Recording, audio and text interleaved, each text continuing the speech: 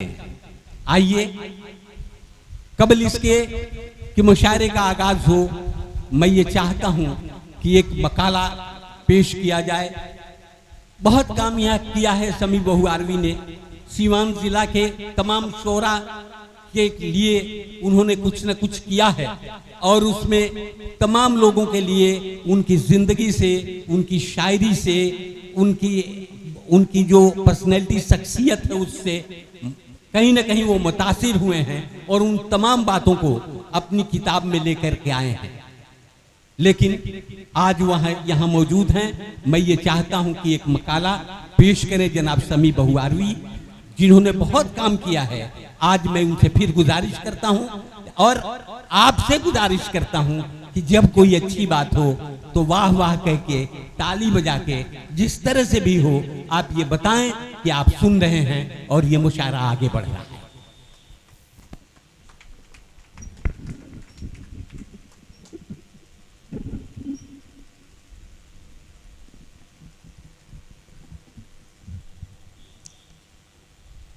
मोहतरम हजरात,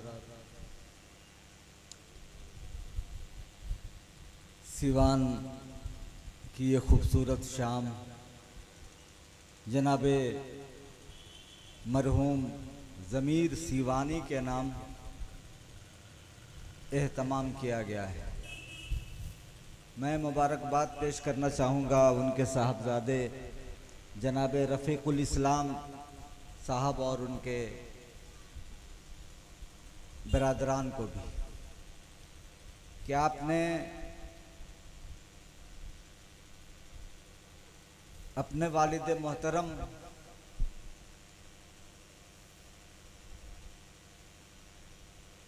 को इस काबिल समझा कि उनके नाम एक अदब की शाम का एहतमाम करें। दिल के गहराई से मैं मुबारकबाद पेश करना चाहूँगा और शुक्रिया अदा करता हूँ आप तमाम हाज़रीन का भी, बिलखुसूस कलकत्ता से तशरीफ़ लाए हुए मखसूस और जदीद लबो लहजे के शायर महताब सल्लम साहब, मजहर गोरखपुरी जो गोरखपुर से चल के आए हैं, उस्मान काविश जो ज़मीर सीवानी की मोहब्बत में बलिया से तशरीफ़ लाए हैं। आज की मुशायरे की सदारत उस्ताद शायर जनाबे फारूक सीवानी फरमा रहे हैं। इसके अलावा और तमाम शुअरा का हम शुक्रिया अदा करना चाहते हैं। दोस्तों, बेशुमार मखलूक़ात ने अल्लाह ने पैदा किया, लेकिन इंसानों को इनफरादियत इसलिए हासिल है कि दीगर मखलूक़ात बयान करने से कासिर है, उनकी एक अपनी मखसूस ज़बान नहीं है। लेकिन अल्लाह ने हम सबको क़ुव्वत बयान दिया। आलिम भी तकरीर करते हैं, प्रोफेसर ज़की हाशमी भी अपने कॉलेज में लेक्चर देते हैं, मुशायरे की महफिलों में सुनील कुमार भी अदबी लिटरेरी गुफ्तगू करते हैं। तो अफजलियत इसलिए हासिल है कि हमें ऊपर वाले ने बयान करने की सलाहियत दी, ज़बान दी। हम अपने एहसासात को, अपने जज्बात को लफ्ज़ों की शक्ल में रखते हैं। लेकिन ये नसरी गुफ्तगू हुई, लेकिन शायरी में अपने एहसासात और जज्बात की तर्जुमानी करना ये एक बहुत बड़ा काम है और इसके लिए अल्लाह किसी किसी का इंतखाब कर लेता है, क़ुव्वत गोयाई देता है और वो नज़्म में अपने एहसास की तर्जुमानी करता है। तो तमाम शुअरा मुबारकबाद के मुस्तहिक हैं। और देखिए, वही का सिलसिला ख़त्म हो गया। अल्लाह ने फरिश्तों के ज़रिए, वही के ज़रिए अपने पैगंबरों तक पैगाम रसाई की काम उसने की, लेकिन वही का सिलसिला बंद हो गया। लेकिन अल्लाह ने कुछ मखसूस लोगों को इल्हामी कैफियत में मुब्तला करता है। ये वही से जरा सा हट के लफ्ज है जिसे इल्हाम कहा जाता है। इल्हाम कहा जाता है कि दिल में खुदा की जानिब से कोई बात डाल दी जाए। आज शुअरा को आप सुनेंगे, अर्श करेंगे कि इस तरह का ख्याल, अरे हम शायरों की बस की बात नहीं है।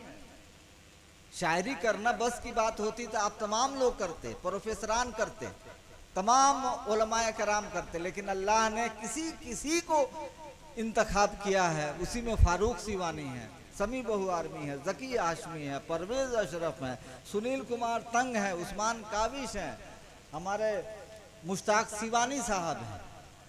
ये आईना है समाज के, ये लोग आईने हैं। समाज में क्या खामियां हैं, क्या कमजोरियां हैं, क्या अच्छाइयां हैं, लफ्जों की शक्ल में पेश करते हैं और वो आईना दिखाते हैं। पता ये चला कि शायरी समाज का अक्कास है, शायरी समाज का आईना दार है। बहरकैफ मैं इसके लिए कतई तैयार नहीं था, ना कोई मैंने तैयारी की, लेकिन यहाँ आने पर मैंने महसूस किया कि मुझे पेश किए जाने वाला है। इसलिए आइए ज़मीर सीवानी के ताल्लुक़ से मुख्तसर गुफ्तगू मैं पेश कर रहा हूँ। जनाबे ज़मीर सीवानी एक कोहनमश्क शायर थे। मुनकसिरुल मिजाज शख्सियत होने के अलावा वो एक अच्छे इंसान भी थे, मेहमान नवाज भी थे, बड़े खलीक और मिलनसार थे। आइए इनके ताल्लुक़ से अर्ज़ करता हूँ। असल नाम ज़मीरुल इस्लाम और तखल्लुस उनका ज़मीर था। आबाओ अजदाद ज़िला सिवान के एक गांव अरंडा के रहने वाले थे। उनके वालिद शाह मोहम्मद मरहूम ने अपने ससुराल शहर सिवान के महल्ला नवलपुर बड़ी तकिया में बूदोबाश इख्तियार कर ली। वहीं ज़मीर 3 मार्च 1966 को पैदा हुए। इब्तदाई तालीम मुकामी प्राइमरी गवर्नमेंट स्कूल में पाई।